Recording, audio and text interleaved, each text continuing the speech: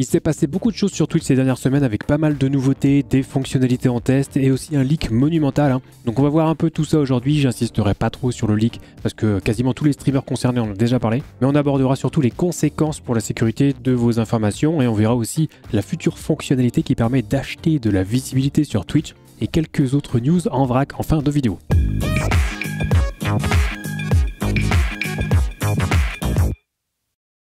Hello YouTube, c'est Tom, votre streamer slash youtubeur préféré. Alors bienvenue sur la chaîne Zero Absolute Gaming qui vous accompagne dans l'univers du streaming avec plus de 120 vidéos pour vous aider dans votre carrière de créateur de contenu. Et avant d'aborder un petit peu les dernières nouveautés concernant la plateforme Twitch, un petit mot sur le sponsor de cette vidéo qui est Owned. Owned.tv, vous connaissez maintenant, c'est le site pour tout ce qui est overlay de stream, les alertes, les émoticônes, les badges d'abonnés. Mais on trouve aussi des bannières, des avatars, des panneaux de chaîne Twitch. Vous pouvez acheter des packs de stream complets prêts à l'emploi. La plupart du temps, ils sont modulables. Ça veut dire que si vous achetez le même pack qu'un de vos potes, vous pourrez quand même vous démarquer entre vous. Comme par exemple avec le pack de stream Zero Absolute Gaming développé spécialement en partenariat avec Owned.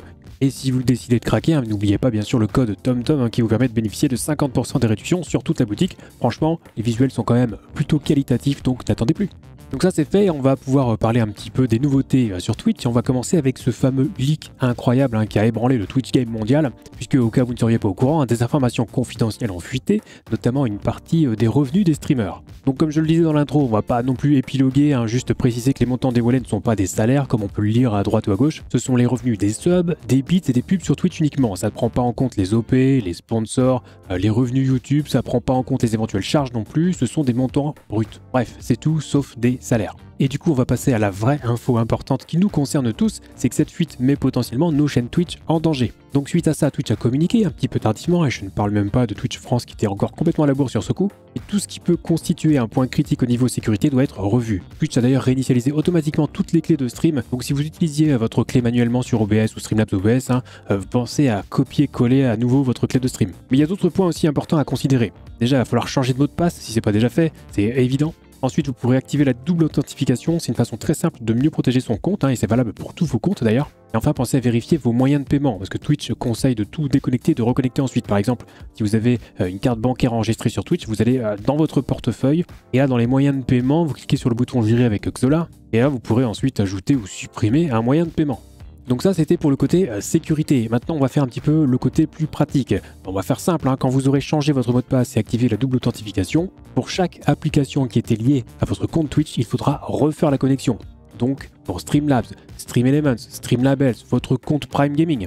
Par exemple, si vous n'avez plus accès à votre abonnement Prime gratuit, c'est que vous devez refaire la connexion. Moi, je me suis fait avoir avec ça. Donc, toutes les connexions seront potentiellement à refaire. Donc, pour voir ce qui était connecté, allez dans les paramètres de votre compte, onglet connexion, et vous verrez là tout ce qui est connecté à votre compte Twitch.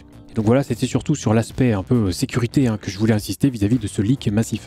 Et j'en profite pour parler d'une nouveauté apparue récemment, ça concerne un petit peu aussi quelque part la sécurité, mais cette fois vis-à-vis du harcèlement et des trolls ou des bots. Ceux qui ont vu ma vidéo au sujet du harcèlement sur Twitch savent de quoi il est question, mais figurez-vous que Twitch a ajouté des options pour lutter un peu plus contre ce phénomène. Si on pouvait déjà limiter son chat aux followers ou aux abonnés, on peut désormais définir qui peut chatter sur notre chaîne. Tout simplement, sur notre tableau de bord, on va aller dans les paramètres, menu modération, et là dans la partie privilèges de la chaîne, vous verrez qu'il y a des nouvelles options. Elles sont assez explicites, donc pas besoin de les détailler à fond non plus, mais sachez que vous pouvez obliger les gens à avoir une adresse email vérifiée pour chatter, c'était déjà le cas avant, mais en plus vous pouvez les obliger à vérifier leur numéro de téléphone ou leur limiter temporairement l'accès au chat s'ils ne le font pas.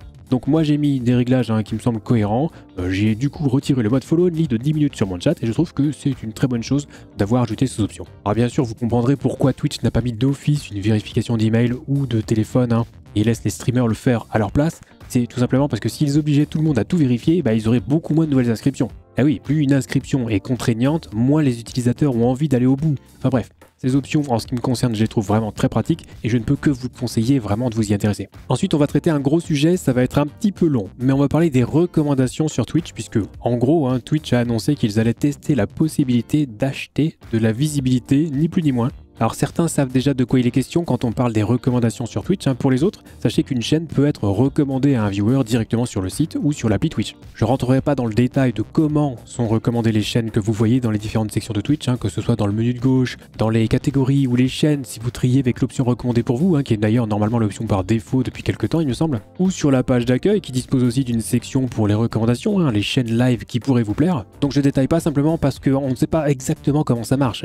C'est comme si quelqu'un vous disait qu'il avait craquer l'algorithme de YouTube. Non, on peut avoir quelques éléments sûrs, parfois quelques suspicions sur comment ça fonctionne, mais personne n'est capable de dire qu'il connaît à 100% l'algorithme. Et c'est pareil sur Twitch. On se doute bien que les chaînes recommandées le sont en fonction de la catégorie du jeu qui est streamé, peut-être aussi en fonction de l'audience, mais personne n'est capable de dire aujourd'hui qu'il sait de façon certaine comment fonctionne le système de recommandation de Twitch, à part les développeurs eux-mêmes. Donc voilà, fin de la parenthèse. Et du coup, pour ceux qui s'en souviennent, ça rappelle un petit peu une fonctionnalité similaire qui était en test aussi il y a quelques temps, mais avec les points de chaîne. Je sais pas si c'est toujours en test d'ailleurs, personnellement j'ai jamais vu ça sur ma chaîne, mais à un moment Twitch testait le fait de recommander des chaînes en remplissant des objectifs communautaires avec les points de chaîne. Et bien cette fois Twitch va encore plus loin en permettant carrément d'acheter des recommandations. On a vu tourner des captures d'écran avec du 99 cents pour 1000 recommandations, du 3 $ pour 3000 recommandations, et il y aura peut-être d'autres montants, on ne sait pas encore. Quoi qu'il en soit, les viewers vont pouvoir payer pour booster la visibilité d'une chaîne Twitch en la recommandant aux autres utilisateurs. D'où le pay to win de la miniature. Alors c'est pas vraiment du pay to win au sens strict,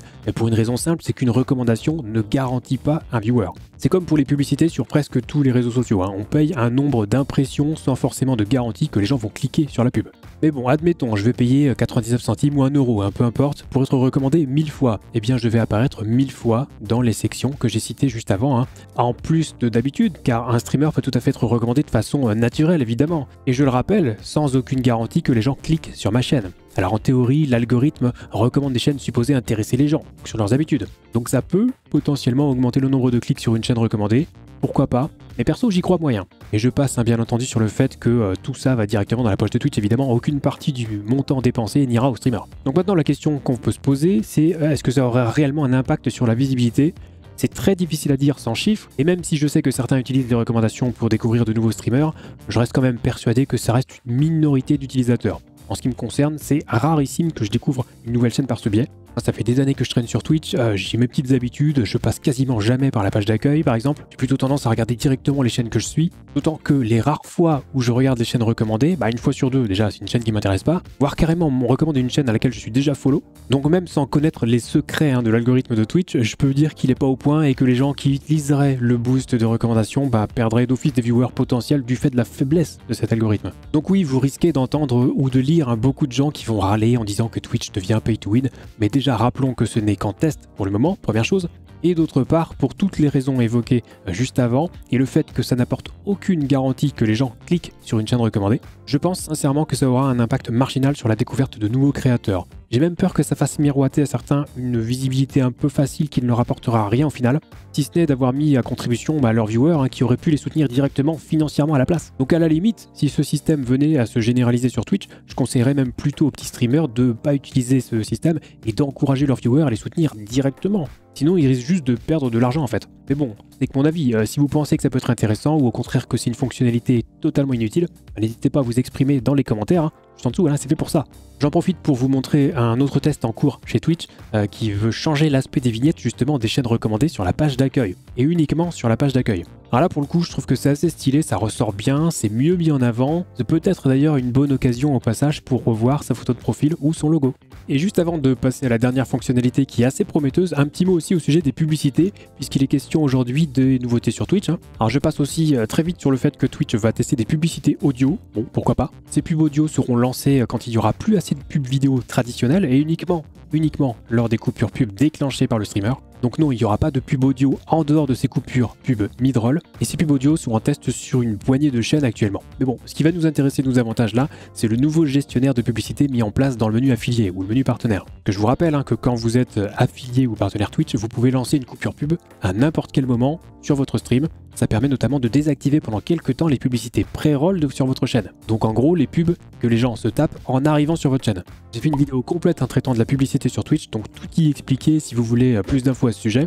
Mais en gros, grâce à ce nouveau gestionnaire de pub, on va pouvoir programmer des coupures pub. Régler l'espacement entre chaque coupure, la durée de chaque coupure, le délai avant d'activer les pubs programmées. C'est assez sympa pour qui utilise des coupures pub et personnellement, je mets jamais de pub sur ma chaîne Twitch. Ça rapporte trop peu et j'estime que le rapport nuisance-pognon est beaucoup trop élevé pour que ça vaille le coup. Mais bon voilà, petite nouveauté qui tourne encore autour de l'argent, certes, mais pour compléter les outils liés à la pub, je trouve que c'est plutôt bien fait. En fait, il manque plus qu'une option pour virer définitivement toutes les pubs de sa chaîne côté streamer et puis on sera bon quoi.